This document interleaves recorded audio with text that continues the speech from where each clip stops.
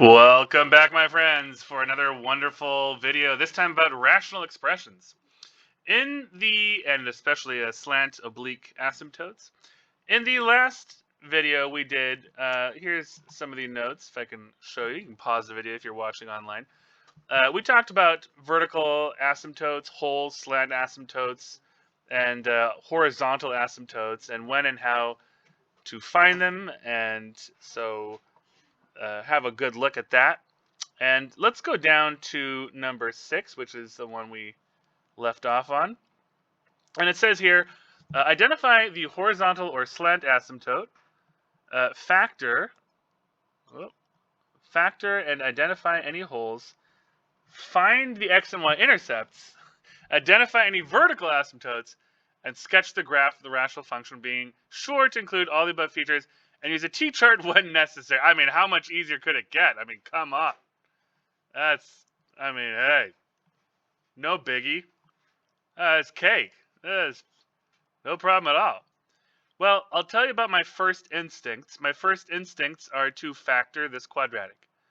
And I'm not going to worry about anything else. I don't know about asymptotes or nothing. I'm just going to do that. So that's going to give me x plus 5 times x minus 3. Because I just figure eventually I'm going to have to factor this anyway. So I might as well just see what I'm dealing with. Here I notice they're both divisible by 3x. So I'm going to factor that out. And I'm going to get x minus 3. And right away I notice that there's a hole. So I notice that x minus 3 divided by x minus 3 will produce a hole at 3. And that was actually B, right? So it said for B, identify any holes. So that would be hole at 3, or at x equals 3, if you will. Okay, so we did that. And let's look at A. It says identify the horizontal or slant asymptote. Well, so the rule, as we saw up here, I'll try to highlight this again for you. Let's see where this is. There we go, right here.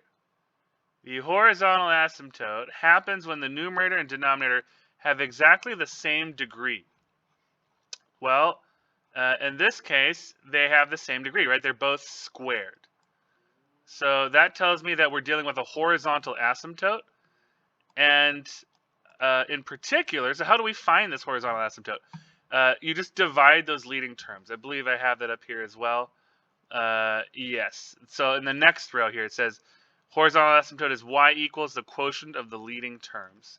So that means that you just take this x squared and divide it by 3x squared. And so that's actually going to be 1/3. So that means that y equals 1/3 is the horizontal asymptote. And I'll just kind of erase this here. Maybe that helps? I don't know. We're just dividing these right here. I kind of wish I had done a little bit better at color coordination, but I hope that will be acceptable to the audience. Let's move on. So we have, since there's a horizontal asymptote, but there's no slant, right? You can't have both. So we've done A, we've done B. Now let's look at intercepts. Well, for this, the x-intercepts are, of course, the zeros of the numerator. So the zeros of the numerator are 3 and -5, except that 3 doesn't exist. So all we have as far as x-intercepts go is -5. So x-intercept at -5. What about y-intercepts? How do you find those again? So the y-intercept is just plugging in 0. And if you plug in 0, you said it's 3? It's not 3. What happens if you plug in 0? Do you get 0? What happens if you plug in 0? In the green. Well, it doesn't matter, either one. I disagree.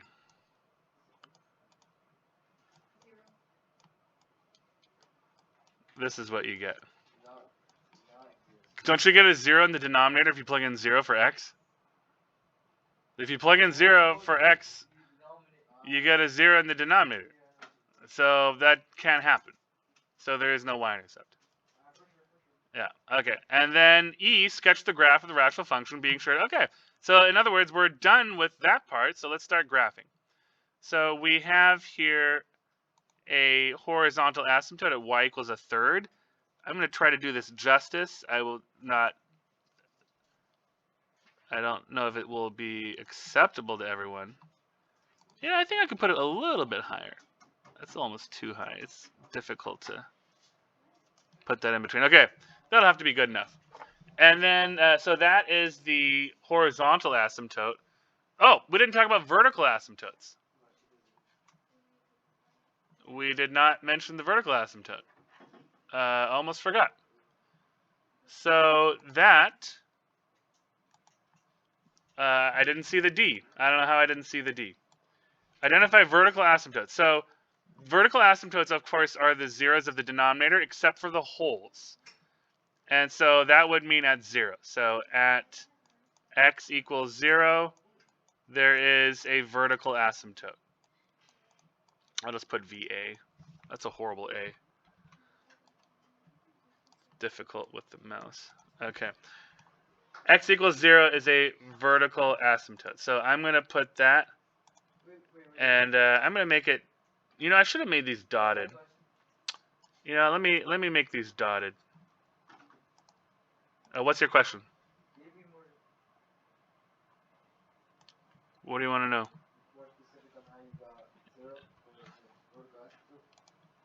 How did I get 0 for the vertical asymptote? Okay, yeah. So for vertical asymptotes, look up here. It says zeros of the denominator that do not cancel with the numerator. So zeros of the denominator, right? What are the zeros of the denominator? The zeros of the denominator are 0 and 3. But 3 cancels with the numerator, so that doesn't count as a vertical asymptote, because that's already a whole. But 0 from 3x, you know, it says 3x. What's the 0 of that? It's got to be 0. So that means that 0 is the vertical asymptote. So that is why the y-axis is our vertical asymptote. And we also have, of course, the y equals a third. Ah, I did it again. Which is something like this. Okay, so that's that. So we have those two asymptotes.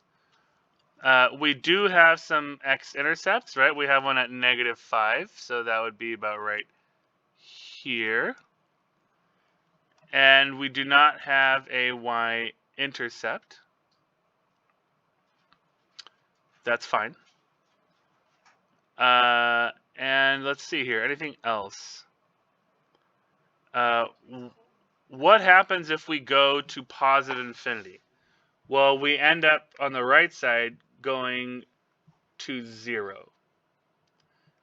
I'm sorry. Well, we go to a third, right? We go down to a third.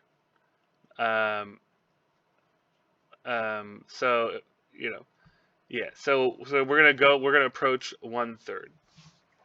And on the left side, the same thing, because they're both x squareds, right? So they're both going to stay positive. So they're both going to approach 1/3. But we can tell from the graph, it's not going to be on this side, right? Because it can't be on that side, because the x-intercept is over there. So I'm going to assume that this goes a little something like that. And what about the right side? What do you guys think about the right side? What is that going to look like?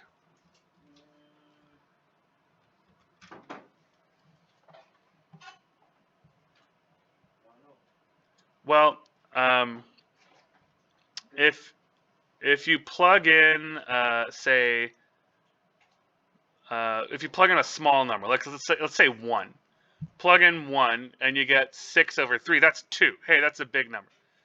you plug in something even smaller, and like you plug in like 0.0000000, like something just above 0.001, you're going to get 5 over almost nothing. Well, that's going to be a really large number. So that tells me that this is really large, and then it tapers off and approaches the asymptote. And that is it for number 6. Let's move on. Number 7. Again, please pause the video and try to work it out yourself. Here are the tasks once again, and check back for the explanation. I didn't do it this time. This time I gave time.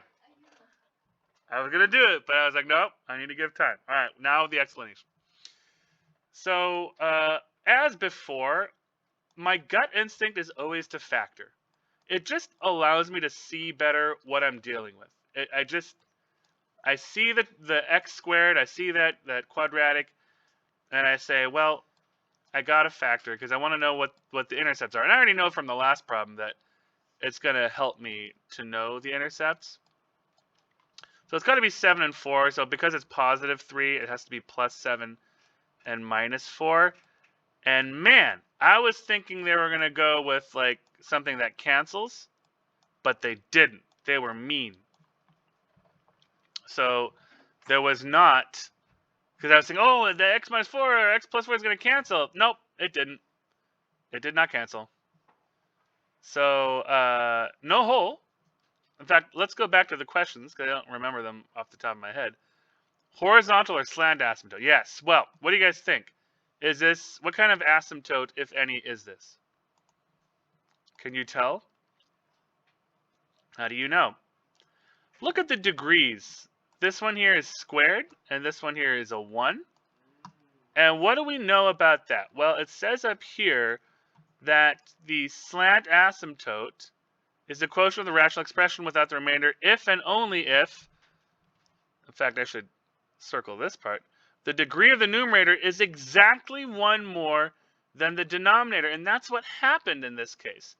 In this case, the numerator is exactly 1 more than the denominator. So we get a slant asymptote. So what is the slant asymptote? Well, it is the quotient of the rational expression without the remainder. Ah, you think it's 1? Here's how we actually work it out. Let's put the numerator inside here, and we're going to divide it by x plus 4, like this. And just do our long division. Let's see what happens. X squared divided by x is x. X times x plus 4 is x squared plus 4x. Now, we subtract this from the row above, kind of like this. And we get negative x minus 28, don't we? The minus 28 I just pulled down. Then, now what? We divide this again by x plus 4. So you divide the leading term by this leading term, and you get minus 1. And minus 1 times this is minus x minus 4. And then we subtract that from above. And this becomes 0, and this becomes minus 24. And at this point, we have a remainder. And we can ignore that remainder. And actually, this right here is the equation of the slant asymptote. This is a line with a slope of 1 and a y-intercept of negative 1. Right? That negative 1 is the y-intercept. That's right here. And the slope is just 1 because x is 1x. So we have a point here and there and so forth. And you can take your ruler and you can draw that. And I'm going to do that here for us. So it's slope of 1. Hopefully I do it justice. It's supposed to be a 45 degree. Thank you, Cami. That means I'm a little bit off. Oh. I'm a little bit of a perfectionist sometimes. And there we go. So that's the. I was supposed to do it slant. I mean, dotted. I mean, turn it. Dotted line. And I had it dotted, and I unchecked it because I was like, nah, I don't like it. Right here. Through the dotted. This time I'm just going to call it good. Okay, so there's my slant asymptote. Wow, that was fun. What else? Factor and identify any holes. No holes. We already talked about that. C, find the x and y intercepts. Well, again, x-intercepts are the zeros of the numerator. And so that would be, why don't I just write it? It's faster. X-intercepts at -7 and 4. Next one, y-intercepts, right? So plug in the 0. Whoop. Plug in 0, what do you get? You get -28 over 4, so that's -7. So that means we have a point at down there. And let's draw that real quick so we don't forget. So we have a point right here. We have a point right here. And we have a point right here. Very interesting. Okay. Identify any vertical asymptotes. Do we have a vertical asymptote? Do you remember how we find those? Yeah, I think I remember finding those. We plug in. Oh, shoot. I don't think we do. You don't think we have a vertical asymptote? Yeah. Wait. So how do we determine vertical asymptotes?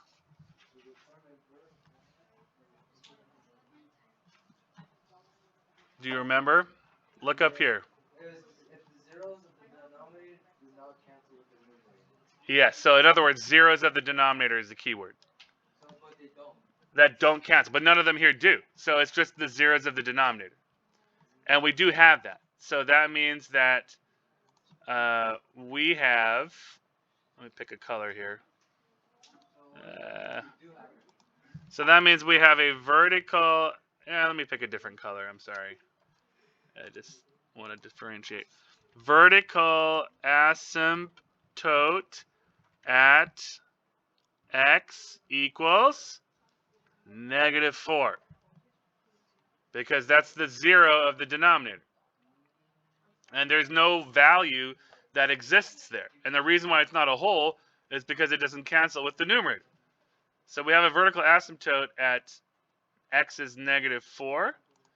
And so let us now fill that in. Yes, there's another question. Yes?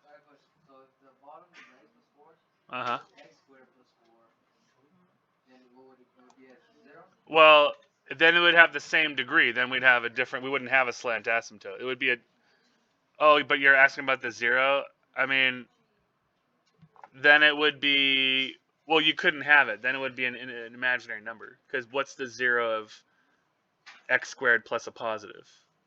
You can't get that. Anyway, okay, so where was we? All right, I think we are ready. Was there anything else? Vertical asymptotes and then graph. All right. So what are we looking at here? Let's have a look at this graph and some of the points that we made. So we have points down here. Down in this area here, we have some points. And so right here, we have a y-intercept of -7. And so it appears to me these two here have to be connected, right? And then this is going to approach. I'm sorry for that angle. I know. I apologize. You want me? Well, it could be more gradual. I could just like. I could try to make it smooth, but I'm trying to show that it's going to approach the asymptote. That's what I'm trying to show. And then this one here, it's off the graph, but it's also going to approach the asymptote. It's going to approach this green asymptote here, right? It's going to, I'm sorry. I should just let it go. Okay, but my point is it's going to approach that asymptote down there. Now, obviously that means that there can't be anything here because that wouldn't be a function anymore, right? It would violate the vertical line test. So it can't be in there. And it also can't be in here in this part because we know we have a dot right up here. So it has to be something up here. And so I'm just going to assume similarly up here it's going to approach this axis, I should say asymptote. And down here, again, I'm going off the window, which is not, you're not supposed to, but it's going to approach this asymptote. And so that's how I know what the graph is. I'll try to erase this here. And we're done. And we've done our thing. Wasn't that fun? Yes. So much fun. You know what? I think we should make a separate video for these last ones here. Please like, share, and subscribe. I hope that was helpful to you. See you next time. Buy my merch.